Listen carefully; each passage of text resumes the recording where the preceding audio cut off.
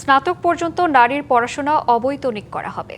আর জনগণের সমর্থন যতক্ষণ আছে ততক্ষণ দেশকে এগিয়ে নিতে বিএনপি কোনো বাধা মানবে না। বরিশালের গৌরনদীতে ফ্যামিলি কার্ড বিতরণ কর্মসূচিতে এসব কথা বলেছেন প্রধানমন্ত্রী তারেক রহমান। পরিবেশ সুরক্ষায় বৃক্ষরোপণ এবং পরিচ্ছন্নতা অভিযানে সবাইকে এগিয়ে আসারও আহ্বান জানান সরকার প্রধান।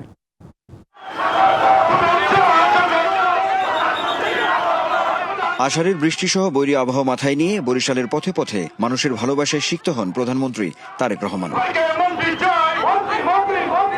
প্রধানমন্ত্রী হবার পর প্রথম বরিশাল সফরে গৌরনদীর বাটাজোর ইউনিয়নে পৌঁছে নতুন খনন করা সারিকল বাটাজোর খালপাড়ে গাছের চারা রোপণ করেন তারেক রহমান।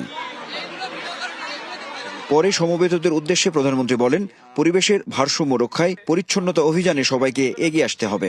এই যে কখনো বৃষ্টি বেশি হচ্ছে, কখনো বৃষ্টি হচ্ছেই না, প্রায় এই যে আবহাওয়ার এই বিষয়টা সমস্যার কষ্টটা যদি কমিয়ে আনতে হয় আমাদেরকে সারা দেশে অনেক গাছ লাগাতে হবে।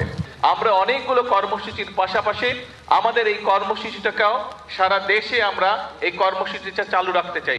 প্রতি সপ্তাহে সর্বোচ্চবার বিকাশ পেমেন্টে 50 জন হবেন পেমেন্ট চ্যাম্পিয়ন। জিতে নিন টিভি সহ আকর্ষণীয় সব প্রাইজ। পরে বাটাজোর সরকারি প্রাথমিক বিদ্যালয় মাঠে ফ্যামিলি কার্ডের উপকারভোগীদের সাথে মতবিনিময়ে অংশ নেন সরকার প্রধান। এ সময় তিনি বলেন, নারীকে স্বাবলম্বী করতে না পারলে দেশের উন্নয়ন অসম্ভব। বিএনপির সকল রাজনৈতিক ক্ষমতার উৎস জনগণ। যতক্ষণ বিএনপির পাশে জনগণ থাকবে, বিএনপি কোনো বাধা মানবে না। বিএনপি দেশকে ইনশাল্লাহ সামনের দিকে এগিয়ে নিয়ে যাবে। তবে আগামী 5 বছরে ধীরে ধীরে সকল পরিবারের কাছে আমরা যাওয়ার চেষ্টা করব ইনশাল্লাহ।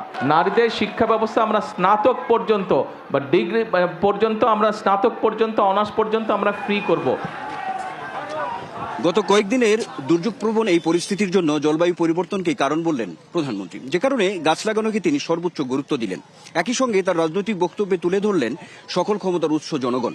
নির্বাচনী সকল প্রতিশ্রুতি বাস্তবায়নে তার সরকার বদ্ধপরিকর। সব মিলিয়ে সকলের সহযোগিতা নিয়েই সুখী সমৃদ্ধ আগামীর বাংলাদেশ গড়তে চান সরকার প্রধান। Anwar Hossain, DBC news, Gaurnadi, Barishal.